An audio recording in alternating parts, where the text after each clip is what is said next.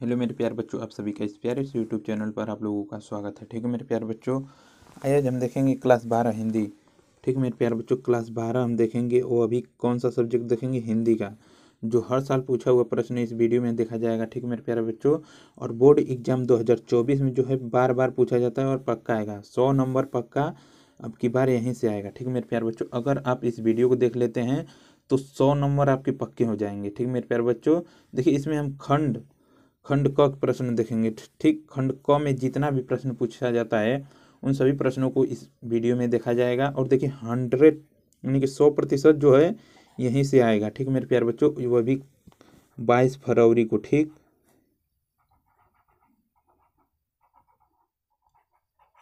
जो आप लोगों का हिंदी का पेपर है, ठीक मेरे प्यारे बच्चों, 22 फरवरी हिंदी का पेपर आप लोगों का है।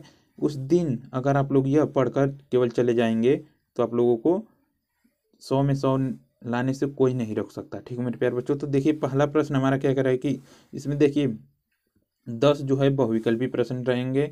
एक पद से होगा और गद से होगा। ठीक है मेरे प्यारे बच्चों, तो देखिए प्रश्न संख्या 1 में क्या कर रहा है कि बहुविकल्पी प्रश्न है।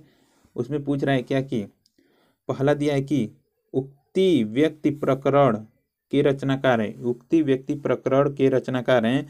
ऑप्शन ए में दे रखा है गोकुलनाथ, बी दामोदर नाथ शर्मा, सी जो हमारे पास नाबादास, और डी दे रखा है मुंशी सदा सुख लाल। ठीक मेरे प्यारे बच्चों, तो अगर हम बात करें तो हमारे पास राइट आंसर इसमें का कौन सा हो जाएगा? बी दामोदर शर्मा। ठीक मेरे प्यारे बच्चों, करेक्ट आंसर जो हमारे पास बी हो जाएगा दामोदर शर्मा। आइए चलते हैं आगे। अब देखेंगे प्रश्न संख्या 2 कि भारतेंदु युग की पत्रिका है। क्या कह रहा है कि भारतेंदु युग की पत्रिका है, कौन है? ऑप्शन ए कवि वचन सुधा, बी सरस्वती पत्रिका, सी मर्यादा दे रखा है, डी हमारे पास हंस दे रखा है। तो अगर इसका बात करें तो हमारे पास इसमें देखिए हमारे पास राइट आंसर कौन सा हो जाएगा? कवि वचन सुधा भारतेंदु युग की पत्रिका है। ठीक मेरे प्यारे बच्चों, अब देखिए चलते हैं तीसरे प्रश्न की ओर। तो देखिए तीसरा प्रश्न हमारे पास बहुत ही अच्छा महत्वपूर्ण प्रश्न दिया है।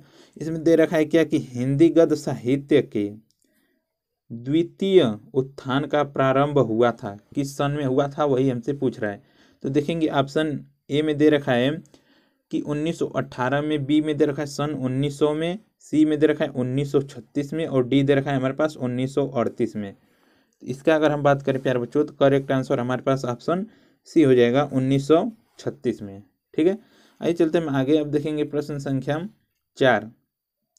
तो देखिए प्रश्न संख्या 4 क्या कह रहा है कि सेवा सदन के रचनाकार हैं। सेवा सदन के रचनाकार कौन है? ऑप्शन ए में दे रखा है हमारे पास प्यारे बच्चों जैनेन्द्र कुमार, और बी दे रखा है अज्ञे, और सी दे रखा है प्रेमचंद्र, मुंशी प्रेमचंद्र, और सी दे रखा है डी दे रखा है हमारे पास हरिकृष्ण प्रेमी।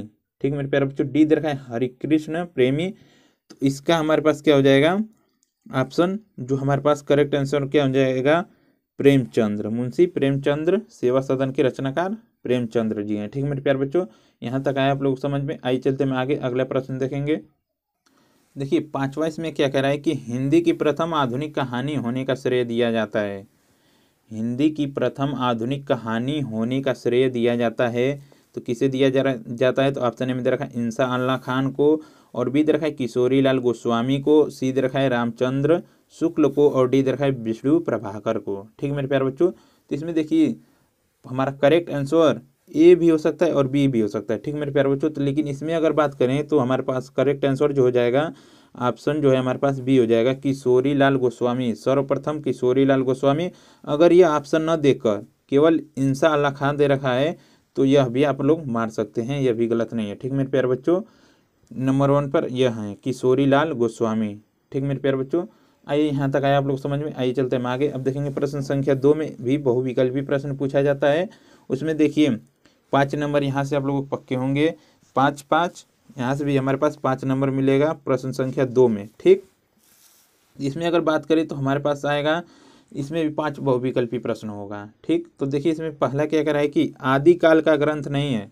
इसमें पूछ रहा है आदिकाल का ग्रंथ नहीं है, तो क्या कह रहा है कि कीर्तिलता विशलदेव रासो, सी दे रखा है हमारे पास अल्लाखंड, और डी दे रखा है पद्मावत। तो अगर इसकी बात हम करें तो हमारे पास राइट आंसर क्या हो जाएगा? डी पद्मावत। ठीक मेरे प्यारे बच्चों, कौन सा करेक्ट आंसर हो जाएगा हमारे पास? डी पद्मावत।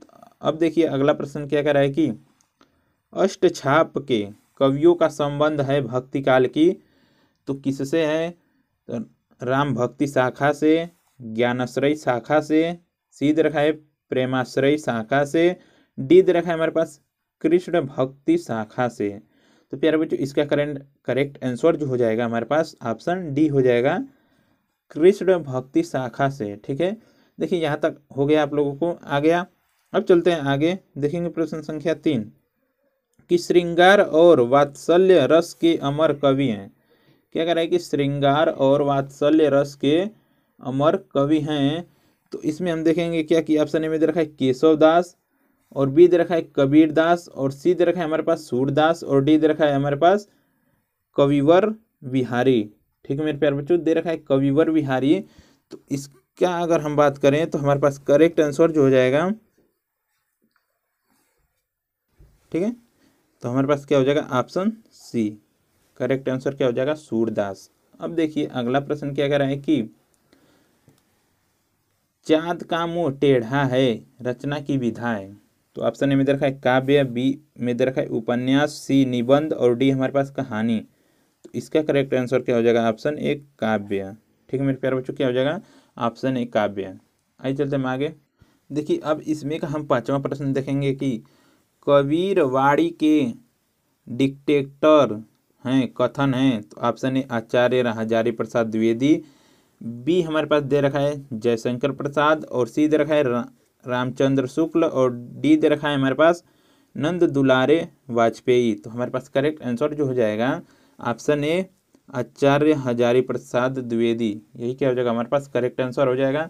आइए चलते हम आगे प्रश्न संख्या 3 देखेंगे। ठीक है मेरे प्यारे बच्चों, अब प्रश्न संख्या 3 हम इस वीडियो में देखेंगे। तो देखिए प्रश्न संख्या 3 जो है हमारे पास 10 नंबर का पूछा जाता है। ठीक मेरे प्यारे बच्चों, कितने नंबर का?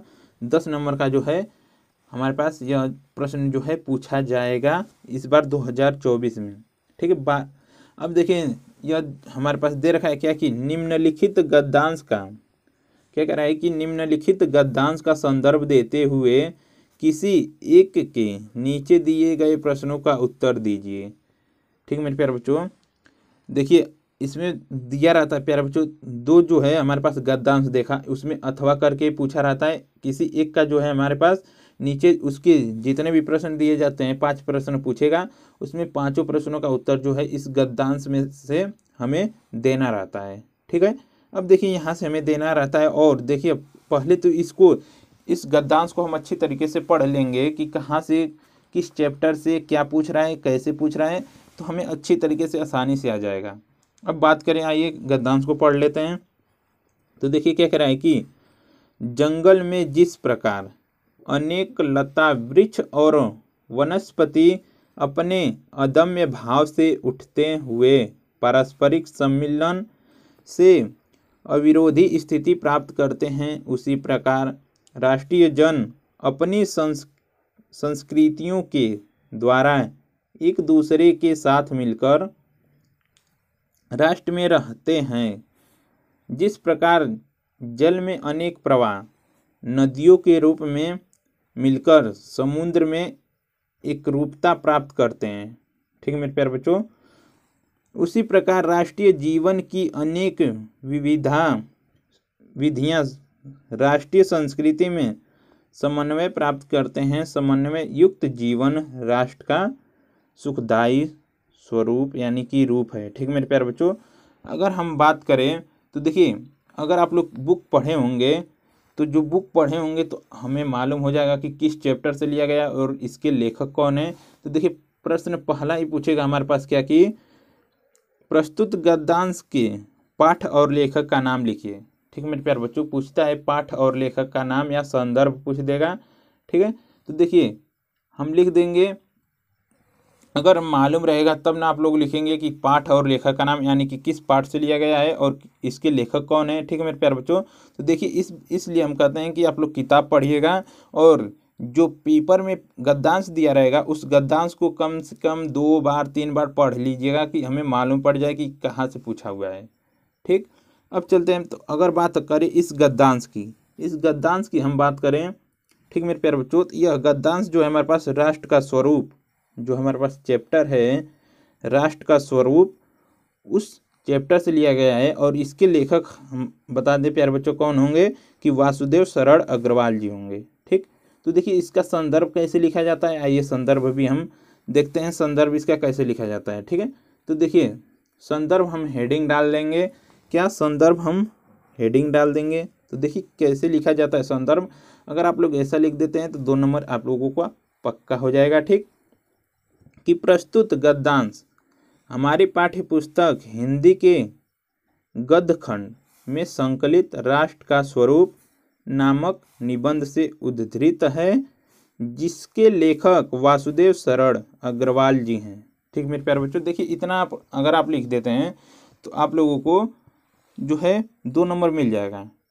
ठीक, देखिए पाठ का नाम और लेखक का नाम, या इसको पाठ का नाम केवल या राष्ट्र आप लिख देंगे, पाठ का नाम, राष्ट्र का स्वरूप और लेखक जो हमारे पास कौन है, वासुदेव शरण अग्रवाल जी, तभी भी आप लोगों को नंबर मिल जाएगा। ठीक, आइए चलते हैं हम आगे। इसमें देखिए पहला प्रश्न पूछा है और इसमें अब देखेंगे दूसरा प्रश्न कौन सा है। देखिए दूसरा पूछ रहा है कि रेखांकित अंश की व्याख्या कीजिए। ठीक है मेरे प्यारे बच्चों, रेखांकित अंश की व्याख्या करने को कह रहा है। तो अगर हम बात करें तो देखिए प्यारे बच्चों, जितने भी रेखांकित अंश यानी कि जितने रेखा हम किए हुए हैं उनकी क्या कर रहा है, कह रहा है कि व्याख्या कीजिए। तो देखिए इन रेखांकित अंश की हम व्याख्या देखेंगे तो हेडिंग हम डालेंगे क्या कि रेखांकित अंश की व्याख्या। ठीक है, हेडिंग हम डालेंगे रेखांकित अंश की व्याख्या। तो देखिए व्याख्या हम देखते हैं कि व्याख्या किस तरीके से किया जाता है। तो क्या कह रहा है कि जिस प्रकार विभिन्न नामों से पुकारी जाने वाली नदियां अपने पृथक पृथक अस्तित्व को भूलकर एक विशाल सागर का रूप धारण कर लेती हैं, उसी प्रकार किसी राष्ट्र के नागरिकों के लिए भी यह आवश्यक है कि वे अपनी विभिन्न संस्कृति का अध्ययन या अस्तित्व बनाए रखने के लिए राष्ट्रीय संस्कृति को महत्व प्रदान करें। यदि राष्ट्रीय संस्कृति का अस्तित्व बना रहेगा तो राष्ट्र का विभिन्न संस्कृतियों का अस्तित्व सुरक्षित रह सकेगा। इस प्रकार की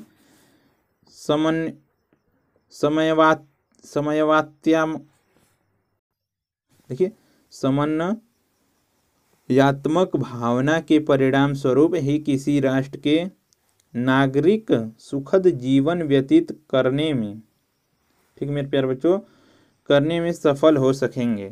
ठीक है, अब देखिए यहाँ तक जो है हमारे पास रेखांकित अंश की व्याख्या हो गई है। अब देखिए प्रश्न या इस अगर रेखांकित अंश की व्याख्या, तो यहाँ से भी 2 नंबर हमारे पास मिल जाएगा। अब देखिए इसमें तीसरा प्रश्न पूछेगा क्या कि जल प्रवाह नदी के रूप में किससे मिलता है।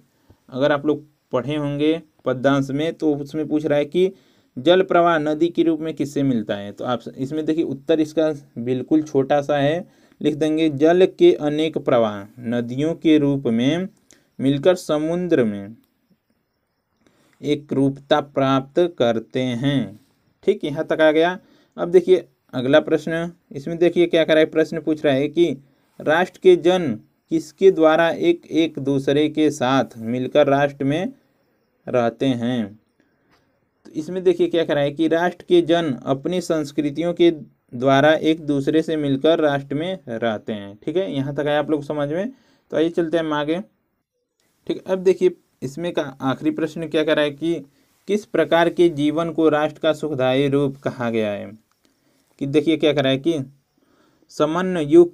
समन्वयुक्त जीवन ही राष्ट्र का सुखदायी रूप कहा गया है, अर्थात विभिन्न संस्कृतियां अपने अस्तित्व को बनाए रखने के साथ ही राष्ट्रीय संस्कृति को भी महत्व प्रदान करें, तभी उनका अस्तित्व भी बना रह सकता है और देश के सभी निवासियों का जीवन सुखदायी हो सकता है। ठीक मेरे प्यारे बच्चों, देखिए यह भी इस 2 नंबर का 5 प्रश्न 2-2 नंबर का पूछेगा, 10 नंबर आप लोगों के पक्का हो जाएगा। ठीक मेरे प्यारे बच्चों, अब देखिए प्रश्न संख्या हमारे पास 4 जो पूछा जाता है कि पद्यांश पर आधारित निम्नलिखित प्रश्नों के उत्तर दीजिए।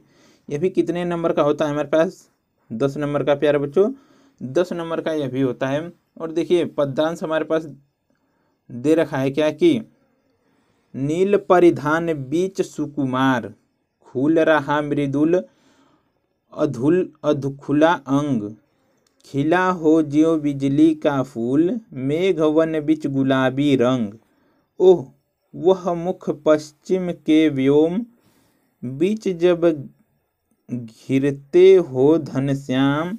अरुण रवि मंडल उसको भेद, दिखाई देता हो छवि धाम।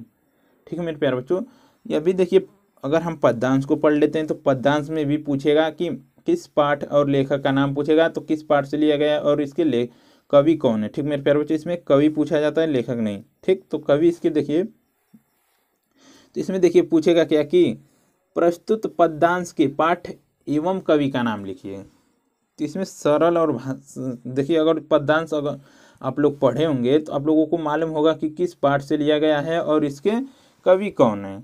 तो देखिए संदर्भ हम लिख देंगे कि प्रस्तुत पद्यांश हमारी पाठ्य पुस्तक हिंदी के पदखंड में संकलित श्रद्धा मनु शीर्षक से अवतरित है, जिसके कवि जो हमारे पास कौन है, जयशंकर प्रसाद जी हैं। ठीक है मेरे प्यारे बच्चों, जयशंकर प्रसाद जी हैं।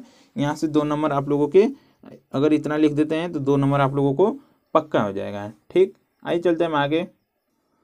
ठीक है, अब देखिए कह रहा है कि रेखांकित अंश की जो है व्याख्या करना है। रेखांकित अंश की व्याख्या या भावार्थ लिखिए। ठीक मेरे प्यारे बच्चों, रेखांकित अंश की भावार्थ लिखिए। तो देखिए रेखांकित अंश यानी कि रेखांकित अंश, इसमें रेखांकित नहीं किया गया है। तो ठीक मेरे प्यारे बच्चों, तो देखिए हम रेखांकित कर देते हैं। तो यहाँ से हम यहाँ तक करेंगे। ठीक है, ठीक, इतना ही हमें व्याख्या करना है। ठीक है मेरे प्यारे बच्चों, तो देखिए व्याख्या हम कैसे करेंगे कि कह रहा है कि रेखांकित अंश का भावार्थ लिखिए। तो देखिए इसमें कह रहा है कि श्रद्धा अपने शरीर पर नीले रंग का मेघ चर्म यानी कि भेड़ की खाल धारण किए हैं। ठीक मेरे प्यारे बच्चों, और क्या कह रहा है कि उसकी वेशभूषा में से कहीं कहीं कोमल और सुकुमार अंग दिखाई दे रहे हैं। उन्होंने देख कर ऐसा प्रतीत हो रहा है ठीक कि मानो नीले बादल के वन में गुलाबी रंग का सुंदर बिजली का फूल खिला हुआ हो। ठीक मेरे प्यारे बच्चों, क्या हुआ हो कि सुंदर बिजली का फूल खिला हुआ हो। ठीक मेरे प्यारे बच्चों, तो देखिए रेखांकित अंश का जो है भावार्थ हम यहाँ तक लिख देंगे। ठीक मेरे प्यारे बच्चों, आइए चलते हैं आगे। अब देखेंगे प्रश्न संख्या जो है हम दूसरा देखेंगे। तो दूसरा इसमें देखिए क्या कह रहा है कि प्रस्तुत पंक्ति में सुंदरता का वर्णन किसका किया गया है। तो सुंदरता का वर्णन किसका किया गया है, तो देखिए प्रस्तुत पंक्ति में श्रद्धा की सुंदरता का वर्णन किया गया है। ठीक है मेरे प्यारे बच्चों, श्रद्धा की सुंदरता का वर्णन जो है इस पंक्ति में किया गया है। अब देखेंगे हम आगे कि मेघ वन में कौन सा अलंकार है। क्या कह रहा है कि मेघ वन में कौन सा अलंकार है, तो मेघ वन में रूपक अलंकार है। ठीक मेरे प्यारे बच्चों, कौन सा अलंकार है, रूपक। अब देखिए हम 5वां देखेंगे कि श्रद्धा के बालों और मुख की तुलना किससे की गई है। तो देखिए इसका हम उत्तर लिख देंगे बिल्कुल आसान भाषा में कि श्रद्धा के बालों की तुलना बादलों से और मुख की तुलना उन बादलों के बीच दिखाई देते हुए सूर्य से की गई है। ठीक मेरे प्यारे बच्चों, देखिए यहाँ तक अगर आप लिख देते हैं तो 10 नंबर हमारे पास जो है पद्यांश से भी हमें मिल जाएगा। ठीक है, आइए चलते हम आगे अगला प्रश्न देखेंगे। अब देखिए हम प्रश्न संख्या 5 देखेंगे और इसमें क देखेंगे। ठीक है मेरे प्यारे बच्चों, क्या कह रहा है कि निम्नलिखित में से किसी एक लेखक का जीवन परिचय देते हुए उनकी कृतियों का उल्लेख कीजिए। ठीक है मेरे प्यारे बच्चों, उनकी कृतियों का उल्लेख हमें करना है। तो देखिए उनकी कृतियों का उल्लेख, तो इसमें देखिए महत्वपूर्ण जो हमारे पास प्रोफेसर जी सुंदर रेड्डी, जो 2024 बोर्ड एग्जाम में अवश्य आएगा। इनका अगर आप लोग याद कर लेते हैं तो 5 नंबर आप लोगों को पक्का मिल जाएगा। ठीक मेरे प्यारे बच्चों, प्रोफेसर जी सुंदर रेड्डी। तो देखिए इनका जो है हम साहित्यिक परिचय देते हुए इनकी कृतियां भी हम देखेंगे। तो देखिए साहित्यिक परिचय हम हेडिंग डाल देंगे और लिखेंगे क्या कि प्रोफेसर जी सुंदर रेड्डी का जन्म 1919 ईस्वी में आंध्र प्रदेश के बेल्लूर जनपद के, क्या कह रहा है प्यारे बच्चों, कि बुत्तुलपत्ती नामक ग्राम में हुआ था। प्रोफेसर जी सुंदर रेड्डी आंध्र प्रदेश विश्वविद्यालय हिंदी विभाग के अध्यक्ष रहे। ठीक है मेरे प्यारे बच्चों, यह जो है हिंदी विभाग के अध्यक्ष भी रहे हैं। और क्या करा है कि प्रारंभिक शिक्षा संस्कृत एवं तेलुगु भाषा में हुई प्रोफेसर जी के अनुसंधान विभाग के अध्यक्ष भी रहे हैं। ठीक मेरे प्यारे बच्चों, और इनका निधन 2005 ईस्वी में हो गया।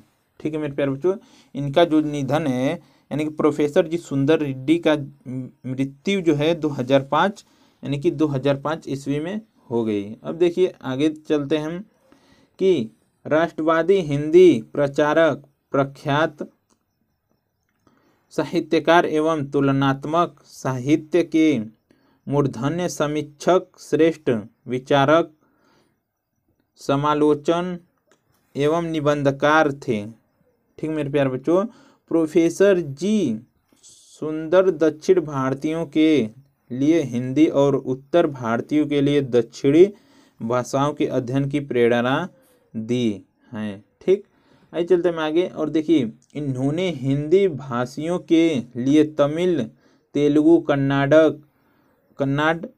कन्नड़ और मलयालम साहित्य की रचना की है। इनके अनेक निबंध हिंदी, अंग्रेजी एवं तेलुगु पत्र पत्रिकाओं में प्रकाशित हुआ है।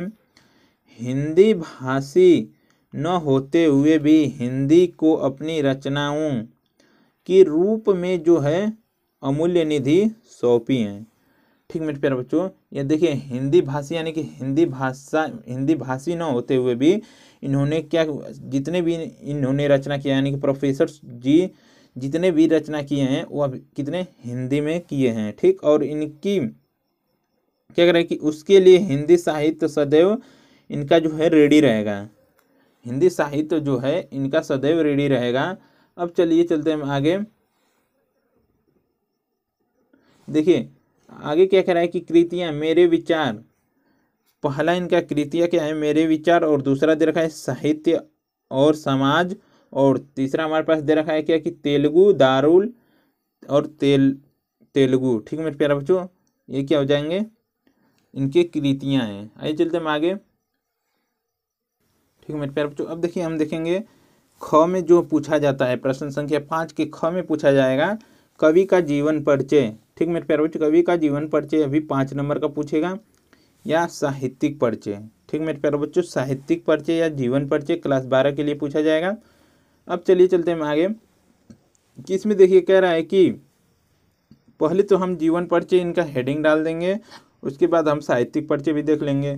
ठीक है, तो देखिए क्या कह रहा है कि छायावाद के महाकवि जयशंकर प्रसाद का जन्म सन 1889 ईस्वी की काशी के प्रसिद्ध सुंघनी साहू नामक परिवार में हुआ था।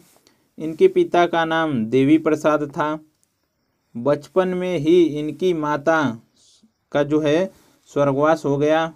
बड़े भाई शंभुनाथ ने गृहिणी का भार सिर पर लिया, परंतु कुछ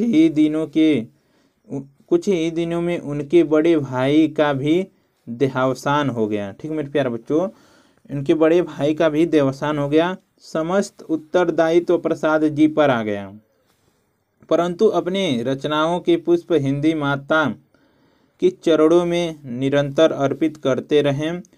साहित्य की सेवा करते हुए 1937 में इनका जो है देहावसान हो गया। जयशंकर प्रसाद का जो है देहावसान 1937 में हो गया। अब देखेंगे इनका हम साहित्यिक परिचय। ठीक मेरे प्यारे बच्चों, साहित्यिक परिचय देखेंगे तो देखिए साहित्यिक परिचय में देखेंगे कि प्रसाद जी के काव्य में सौंदर्य एवं प्रेम के साथ मानवतावादी दृष्टिकोण है। प्रसाद जी ने कुल 67 रचना से हिंदी साहित्य में एक युग की सृष्टि की। प्रसाद की रचना चित्राधार में प्राकृतिक रमणीयता एवं मूर्धन्य माधुर्य के दर्शन होते हैं। प्रेम पथिक में मानव सौंदर्य के प्रति जिज्ञासा का भाव व्यक्त हुआ। आंसू एक विरह काव्य है तथा कामयानी में प्रसाद की जो है हमारे पास क्या है प्यारे बच्चों, सिद्धावस्था एवं आध्यात्मिकता का पूर्ण पारिवारिक हुआ है। अतः प्रसाद जी का हिंदी साहित्य में योगदान सदैव अविस्मरणीय रहेगा। ठीक मेरे प्यारे बच्चों, अविस्मरणीय रहेगा। और इसके देखेंगे काव्य रचना कौन कौन से हैं। ठीक मेरे प्यारे बच्चों, तो देखिए इनकी काव्य रचना, पहला है हमारे पास प्रेम पथिक, दूसरा हमारे पास झरना, और तीसरा हमारे पास दे रखा है आंसू, और चौथा हमारे पास क्या है, लहर। ठीक है मेरे प्यारे बच्चों, यह क्या है, इनकी जो है काव्य रचनाएं हैं। अगर आप इतना लिख देते हैं तो आप लोगों को 5 नंबर पक्का मिल जाएगा। आइए चलते हैं मैं आगे। अब देखिए प्यारे बच्चों, प्रश्न संख्या 6 पूछेगा हमारे पास क्या कि बहादुर कहानी के उद्देश्य पर प्रकाश डालिए।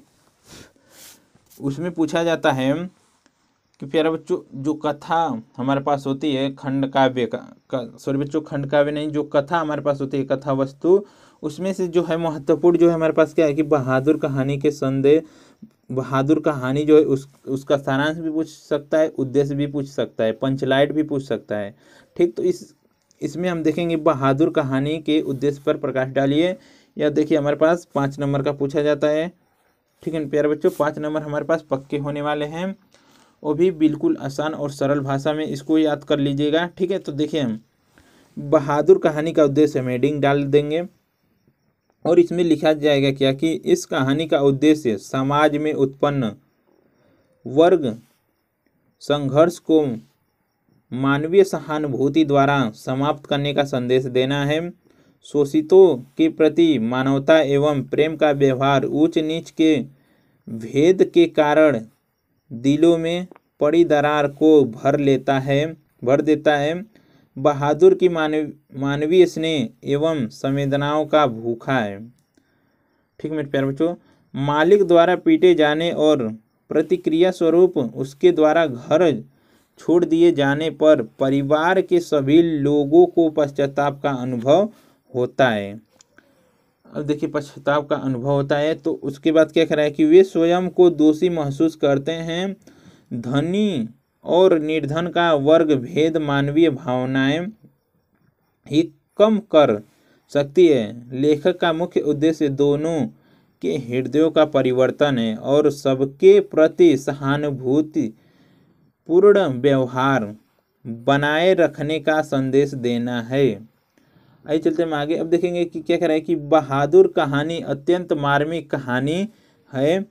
यह आत्मकथा शैली में प्रस्तुत की गई है।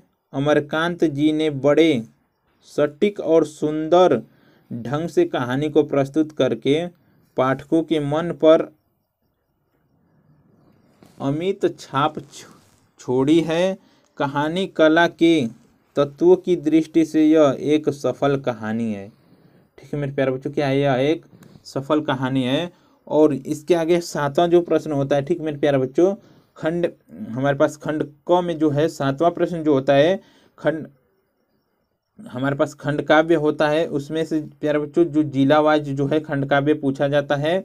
तो जिला वाइज आप लोग किन किन जिले में आते हैं उन जिलों का आप लोग तैयार कर लीजिएगा।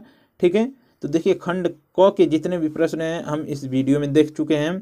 अब देखेंगे हम अगले वीडियो में प्यारे बच्चों खंड ख के प्रश्न देखेंगे। अगर वीडियो अच्छा लगेगा तो वीडियो को लाइक कर दीजिएगा, चैनल पर नए आए तो चैनल को सब्सक्राइब कर लीजिएगा। धन्यवाद मेरे प्यारे बच्चों, धन्यवाद वीडियो को लास्ट तक देखने के लिए, धन्यवाद। आइए मिलते हैं आगे अगले प्रश्न के अगले वीडियो में, तब तक के लिए बाय।